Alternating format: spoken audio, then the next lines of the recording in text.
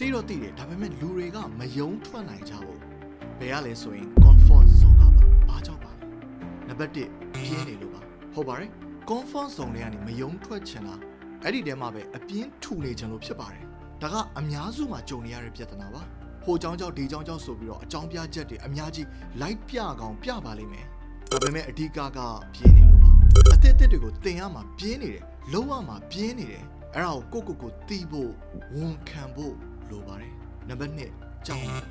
ပင်ပန်းမှာကြောက်တယ်ရှုံးနေရမှာကြောက်တယ်အဲ့ဒီကြောက်တရားတွေကြောင့် comfort zone တွေကနေမထွက်ရဲတာပါအလုပ်တစ်ခုစလုပ်ရင်တော့အနေနဲ့အများဆိုသလိုပင်ပန်းမှာပါပဲမကျွမ်းကျင်သေးတဲ့အချိန်မှာလဲရှုံးနေနိုင်တာပါပဲအဲ့ဒါတွေကိုကြောက်ပြီး comfort zone တွေကနေမထွက်ရဲဘူးဆိုရင်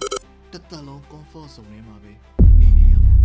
နံပါတ်3ကိုယုံကြည်မှုမရှိလို့ကြော်လာနိုင်တဲ့စိန်ခေါ်မှုတွေအခက်အခဲတွေကိုရင်ဆိုင်ကြော်ဖြတ်ဖို့ကိုယ်မှာအရေးချင်းတွေမရှိဘူးလို့ထင်နေလို့ဖြစ်ပါတယ်အဲ့ဒါဆိုရင်တော့ကို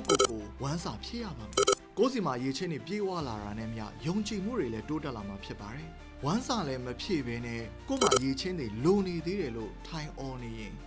ကိုလိမ့်နေတာပဲဖြစ်မှာဒါကြောင့်ဘာကြောင့်လဲဆိုတော့တွေးအောင်ရှာပြီး comfort zone တွေကနေရအောင်ထွက်ခဲ့ပါအခွင့်အရေးပြန်ဆုံးကြပါသေးတယ်ကျွန်တော်ဒေါက်တာတိုင်းတော့ပါ